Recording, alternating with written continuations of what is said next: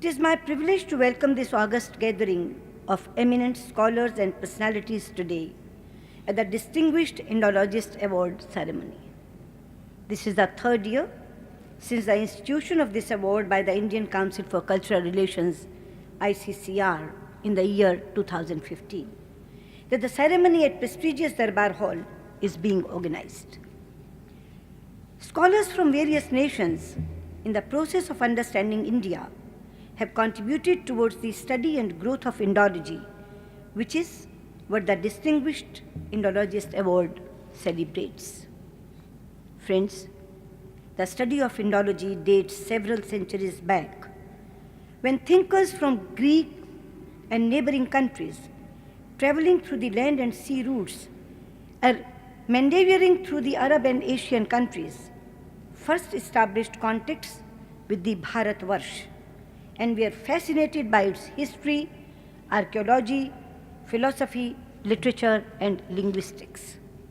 However, Indology as a discipline flourished closer to the 18th century when the European scholars began exploring India's Sanskrit texts and laid foundation for research of Sanskrit and its modern understanding. History of Indology, comprising many eminent scholars from world over and India including William Jones, Max Muller, R.G. Gangarkar, S. Kuppuswamy Shastri, V.S. Sukhat Shankar, Michael Wiesel, Vasishtha Narayan Jha, to name a few, who dedicated their lives in seeking and promoting knowledge about India and its culture. That India and studying it anchored its scholars and students for lifetime is a testimony of the ability of Indian culture to respect and love one and all, as also bind all in a one large family with the knowledge and wisdom that it has to offer. Speaking about Indology, visual that appears of India is that of traditions and rituals. However, it needs to be mentioned that India is perhaps the only country in the world where traditions have seamlessly merged into a modern society. Today, India is a unique blend of modernity and traditions, with a society deeply rooted in its heritage, history, and culture.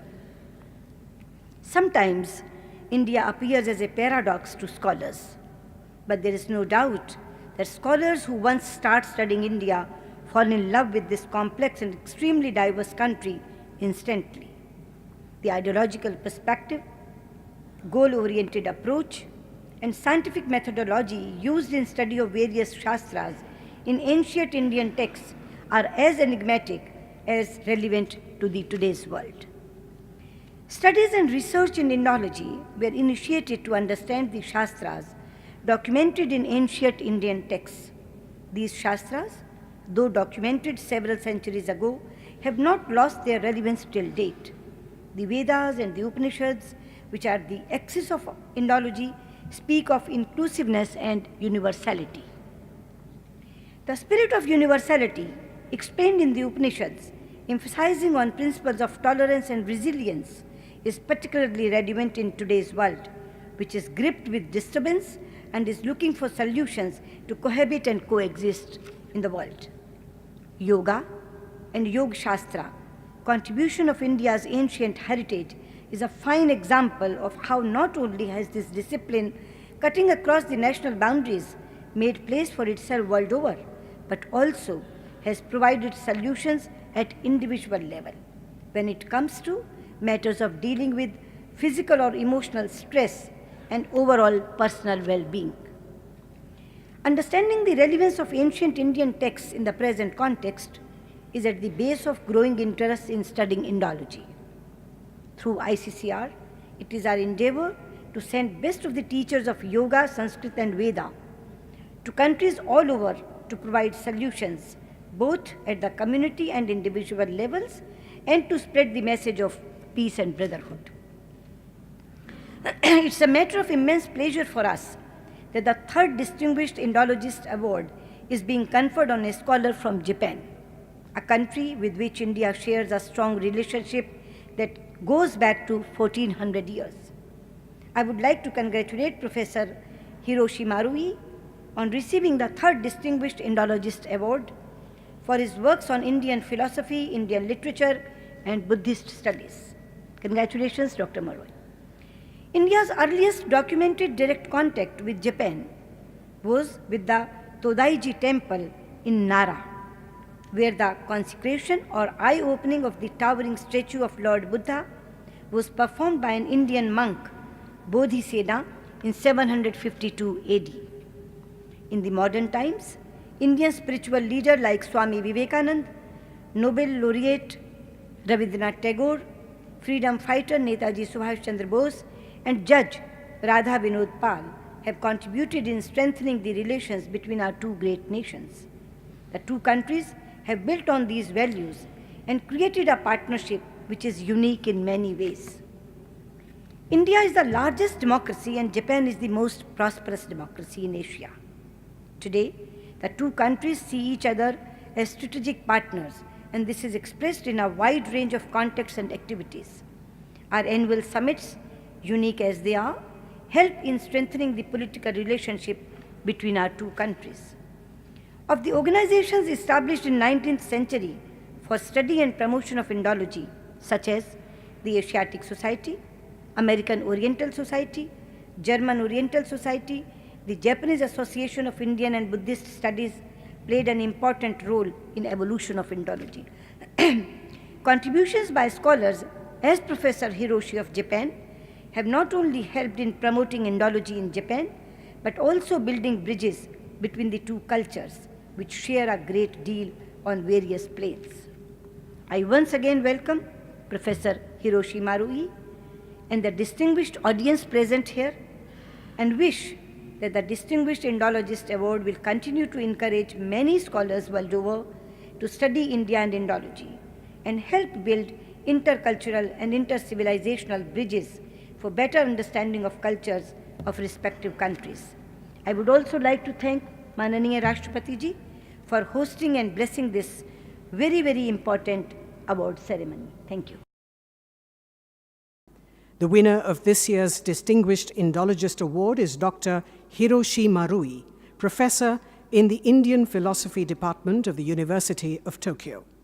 He has spent more than 40 years working on Indian philosophy, Indian literature, and Buddhist studies. Even today, he is working actively and guiding young Japanese to study Indian philosophy and literature. 5 students have received the doctorates under his guidance. For his research in Nyaya and Vaisesika schools of Hindu philosophy, Dr. Marui was awarded the 23rd Hajime Nakamura's Prize of Eastern Studies in 2013. He has also received the 33rd Prize of Japanese Association of Indian and Buddhist Studies, as well as the 9th Toho Gakkai Prize.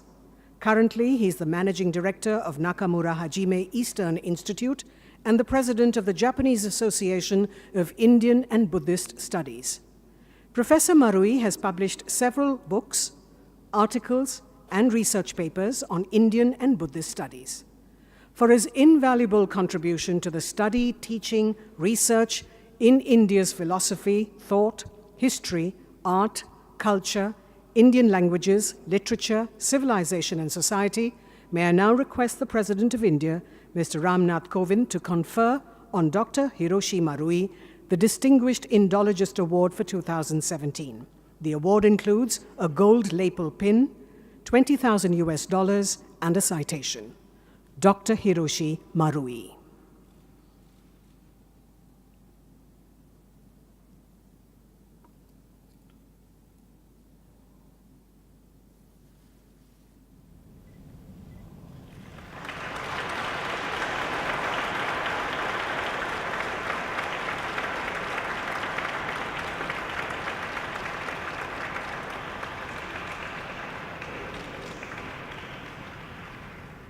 May I request Dr. Hiroshi Marui to please say a few words in acceptance.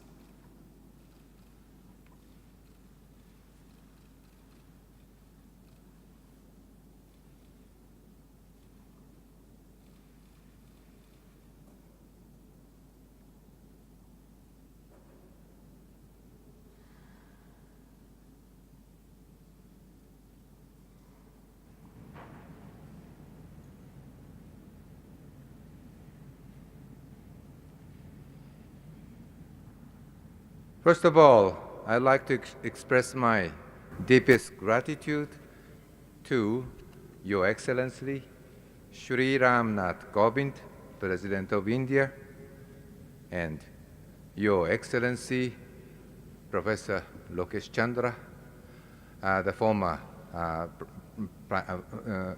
President of ICCR, Your Excellency Srimati Riva Ganguly Das, General Director, Indian Council for Cultural Relations, and His Excellency Shri Sujan R. Chinoy, Ambassador of India to Japan, and Shrimati, Your Excellency Shrimati Sushma Swaraj, Minister of External Affairs, all of you for their favorable support and leadership.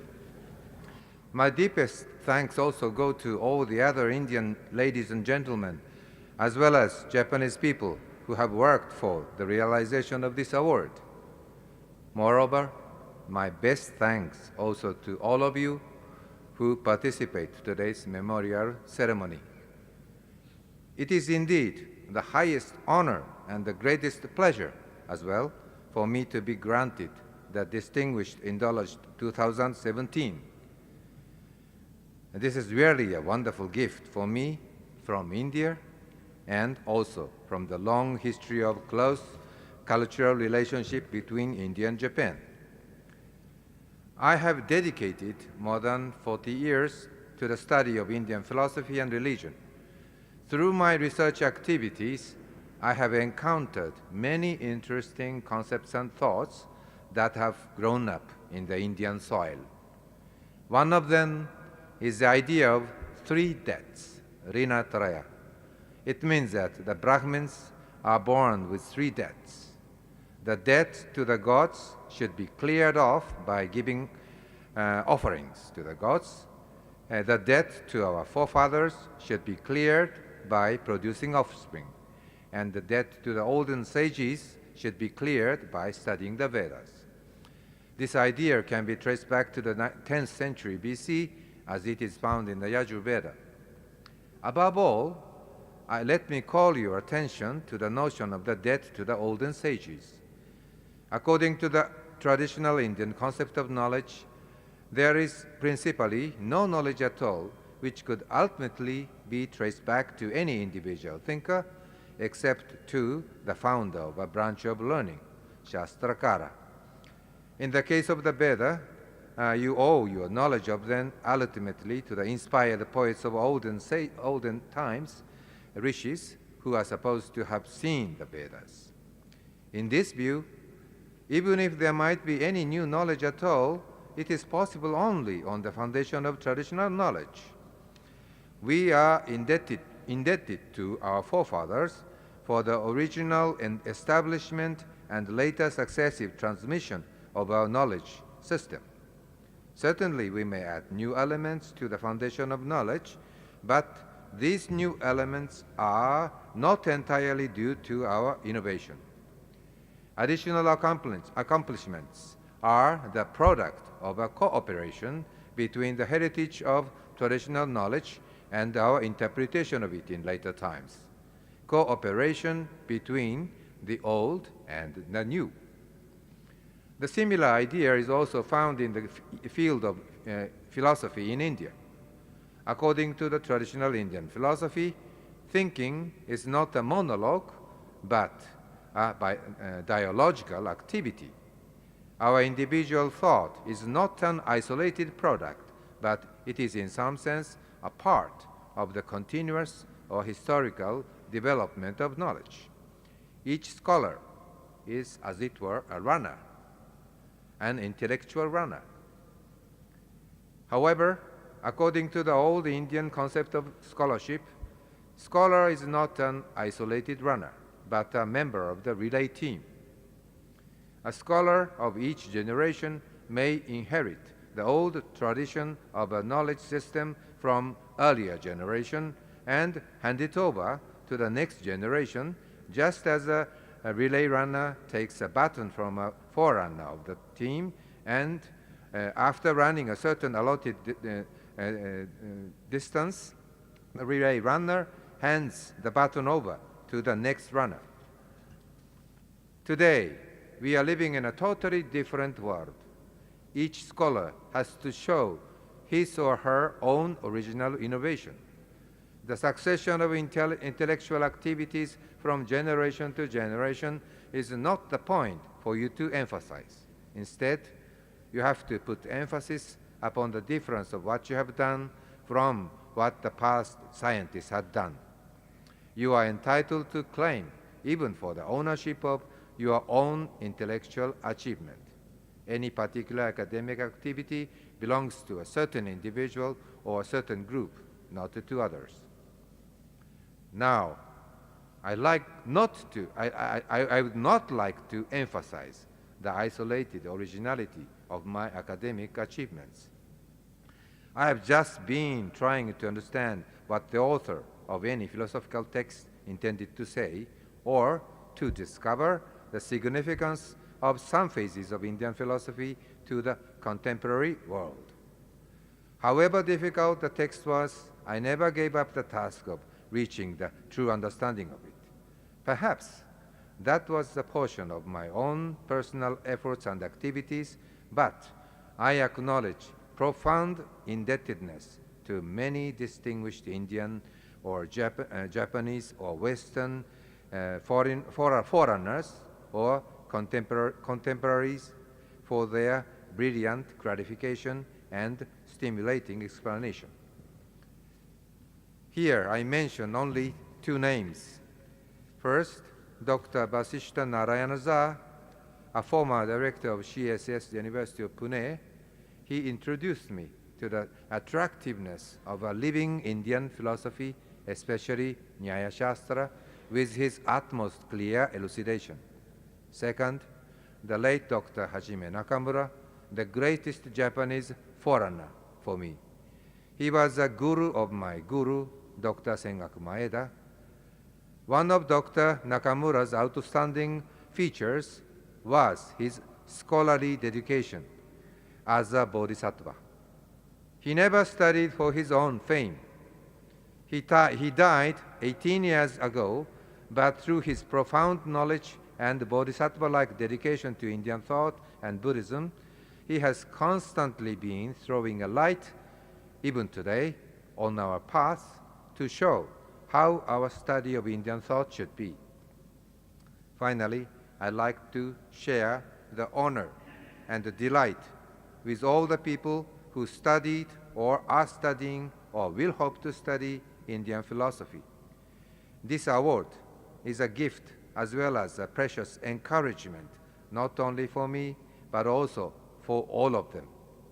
I do hope today's award will help to broaden and deepen the awareness of the meaning of studying Indian philosophy today. I'd like to spend the rest of my life in that direction. Thank you very much for your attention. External Affairs Minister, Srimati Sushma Swaraj, Minister of State for External Affairs, General V.K. Singh ji, respected Professor Hiroshi Marui ji, Acting President of ICCR, Dr. S. Jaishankar ji, Ambassador of Japan, His Excellency Mr. Kenji Hiram Tasu ji, members of the Diplomatic Corps, ladies and gentlemen. I extend a warm welcome to all of you at the distinguished Indologist Award ceremony. It is indeed a privilege for me to address this august gathering of eminent scholars and personalities. A few centuries ago, people from different walks of life came together to delve deep into India's ancient past. And so, Indology was born. Scholars the world over have continued to study this academic tradition to understand Indian civilization and its ancient heritage. The Distinguished Indologist Award is a befitting recognition of all scholarly works, past and present, to discover the deeper essence of Indian thought and expression. I compliment the Indian Council for Cultural Relations for this initiative. Ladies and gentlemen, I am delighted to have conferred the third Distinguished Indologist Award on Professor Hiroshi Marui of Japan. That I did so with Lord Buddha blessing us from behind makes it even more special. Professor Hiroshi Marui has spent over 40 years working on Indian philosophy and Buddhist studies. His many acclaimed publications and research papers are considered final authority on several subjects the world over. As the president of Japanese Association of Indian and Buddhist Studies, he has made significant contribution to propagate Indology amongst the youth in Japan.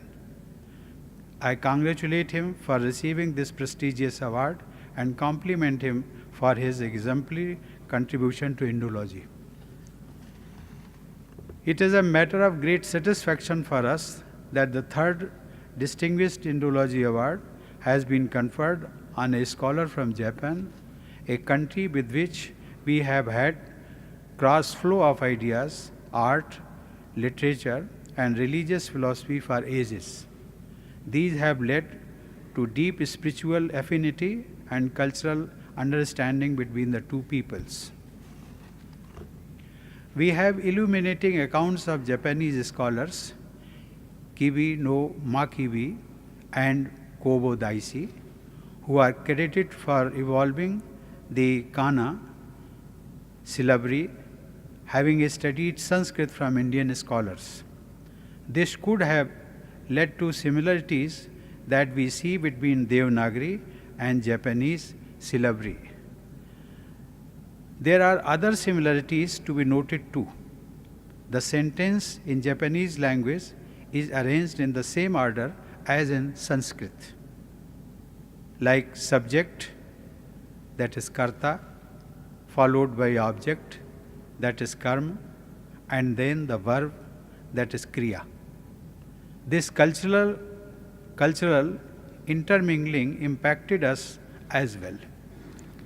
With Okakuru Tenzin and his association with Swami Vivekananda and Gurudev Rabindranath Tagore, a new chapter unfolded in Indo-Japanese understanding. Japan's success in modernizing itself while keeping its traditional values intact had deeply impressed both. Today, India-Japan relations have acquired a higher salience. As such, Indology and the works of Professor Hiroshi Marui have become even more meaningful. Ladies and gentlemen, Indology is the study of India, its multifaceted and ancient culture and civilization. It is fascinating how the cross currents of time in the 17th and 18th century led to deep interest among Western scholars to study Sanskrit and ancient Indian texts. Universities in Europe and Orientalists in India sought solace in Upanishadic thought and admired the liberty, sophistication of Santakulam. Monier Williams and others saw in the Ramayana and the Mahabharata the clue to the Indian mind and ethos. Max Muller, the great Indologist, said, and I quote, "If I were asked under what sky the human mind has most fully developed some of its choicest gifts, has most deeply pondered over the greatest problems of life, and has found solutions of some of them which well deserve the attention even of those who have studied Plato and Kant, I should point to India." Unquote. Spiritual leaders and social reformers from Swami Vivekananda to Raja Ram Mohan Rai went deep into writings of Indologists and reminded Indians of their ancient heritage. The Indologists brought about a new consciousness in India that ignited self-pride. They became a bridge between India and the Western world. This also encouraged many Indian scholars to take up Indology. Indian culture and its many attributes have evolved over centuries. The depth of time has given it a unique strength and character. It is integral and holistic, synthetic and accommodating. Hence, it could survive the onslaughts of time and transcend the limits of space. Indianness is characterized by inclusive pluralism. It is rooted in the principle of dharmo rakshati rakshita, that is, dharma or the virtuous order which, when protected, protects all without exclusion. Ladies and gentlemen, today we all live as a global community. There is a greater need for mutual understanding. New ideas are shaping our daily lives. People and policy makers are looking for options to make living more sustainable, one where we have a symbolic relationship with nature and ecology around us. We are digging deep into our traditional knowledge and ancient wisdom to share with the humankind the best of our achievements. India is doing its best to propagate the virtues of yoga and Ayurveda for the well-being of humanity. Likewise, other nations and societies are making efforts to revive their traditional cultural expressions. In such a scenario, Indology assumes greater significance to promote better understanding between peoples and to share what India has to offer to humankind.